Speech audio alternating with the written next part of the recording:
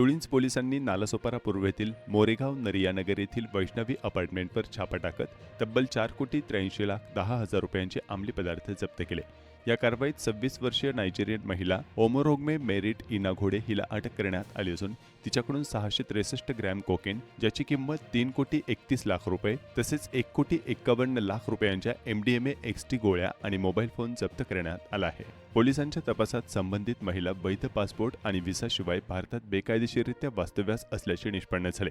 तसेच सदनिका मालकीन देविका रवी अलादी हिने अंमली पदार्थांच्या व्यवहारासाठी घर भाड्याने दिल्याप्रकरणी तिच्यावरही गुन्हा दाखल करण्यात आला आहे। येथे एक पुरुष आणि महिला अंमली पदार्थ विक्री करत आहेत अशी गोपनीय माहिती पोलीस इन्स्पेक्टर विजय जाधव आणि त्यांच्या टीमला मिळालेली होती।